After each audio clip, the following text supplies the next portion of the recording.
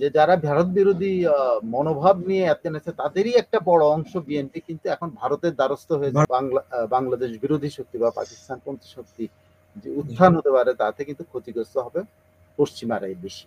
যে পাবলিক যখন ইউনুসকে গালি দেয় বা ইউনুস সরকারকে গালি দেয়, তখন তারা মনে করে এটা তো গালি আমাদেরকে দিচ্ছে, কারণ আমরা একে সমর্থন করেছি। এই সরকারের প্রতি আসলে বেসিক্যালি পুরো পশ্চিমা শক্তি প্রচন্ড হতাশ। মনে করে একটা যে বাংলাদেশের পট পরিবর্তনের জন্য আমেরিকা দায়ী। সবসময় না, ধরেন ইন্ডিয়া এই বলে আওয়ামী লীগ যখনই নির্বাচনে জিতেছে বা আওয়ামী লীগ সমর্থিতরা যখনই নির্বাচনে জিতেছে, ইভেন আওয়ামী লীগের প্রথম গভর্নমেন্টকেও মনে করা হয় যে এটা ভারতের সমর্থন বলা হয়। যারা এখন বলে যে আওয়ামী লীগ সবসময় ভারতের সহায়তা নিয়ে, ভারতের শক্তি ব্যবহার করে, ভারতের অর্থ ব্যবহার করে, ভারতের বুদ্ধিবৃত্তি ব্যবহার করে বাংলাদেশে ক্ষমতায় আসে এবং ভারত আওয়ামী লীগ এবং তার সমর্থিত গোষ্ঠীকে ক্ষমতায় রাখার জন্য সর্বোচ্চ চেষ্টা করে। যারা এটা মনে করেন, দেখেন আজকে কি দাঁড়ালো।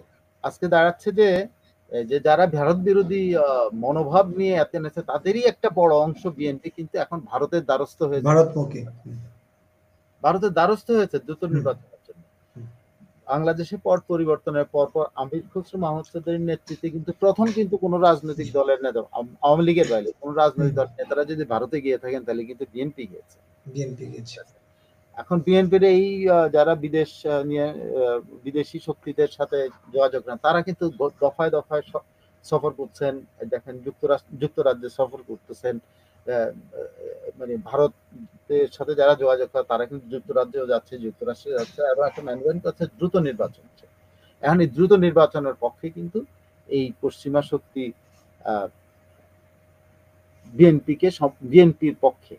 যদি তারা এখন পশ্চিমা শক্তিগুলি বা ভারত মনে করে যদি একটা নির্বাচিত সরকার আসে তাহলে বাংলাদেশের ভেতরে যে জঙ্গিবাদের উত্থান, যে সংখ্যালঘু নির্যাতনের অভিযোগ, যেই বলে যে জামাত বা এরকম বাংলাদেশ বিরোধী শক্তি বা পাকিস্তানপন্থী শক্তি যে উত্থান হতে পারে তাতে কিন্তু ক্ষতিগ্রস্ত হবে পশ্চিমারাই বেশি।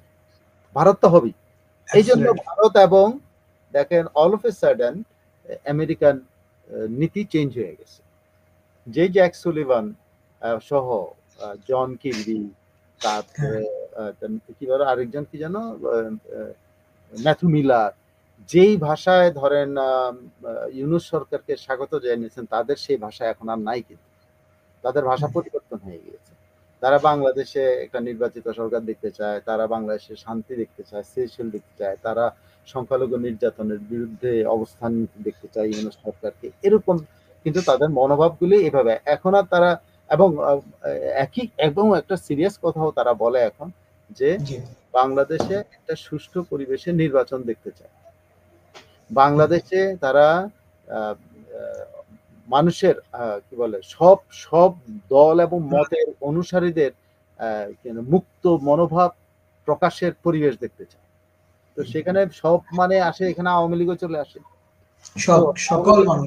সকল মানুষের এটা বুঝে। এখন দেখেন এই সরকারের প্রতি আসলে বেসিক্যালি পুরো পশ্চিমা শক্তি প্রচন্ড হতাশ। যে পশ্চিমা শক্তি হতাশ হওয়ার কারণে ভারতের যে মনোভাবের সাথে কিন্তু পশ্চিমা এই শক্তিগুলির আস্তে আস্তে করে সম্মিলন করতেছে।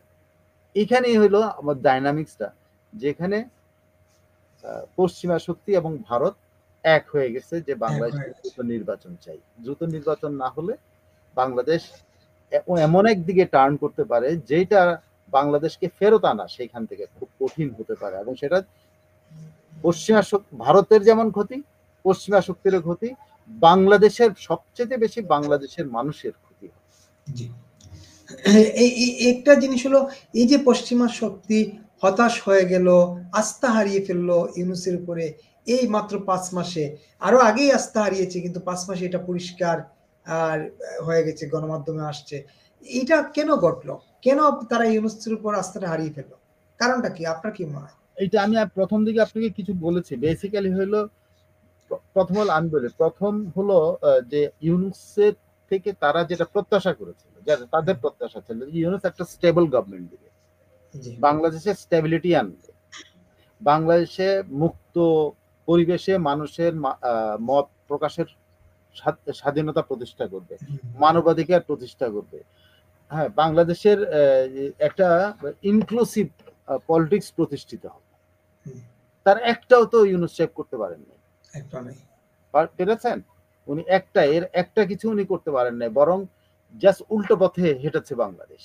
হুম, আচ্ছা, ২ নম্বর পশ্চিমা শক্তিরা যেটা দেখতেছে যে বাংলাদেশের ভিতরে যে অর্থনৈতিক চরম অবনতির কারণে যে অসন্তোষ তৈরি হচ্ছে, এতে কিন্তু আল্টিমেটলি পশ্চিমা শক্তির উপরেই দোষারোপ। ইউনূসকে দোষ দিতে গিয়ে কিন্তু মানুষ কিন্তু পশ্চিমা শক্তিরই দোষ দেওয়া শুরু করবে যে আগে আমরা ভালো ছিলাম, এই পশ্চিমারা আমাদের ক্ষতি করে দিচ্ছে।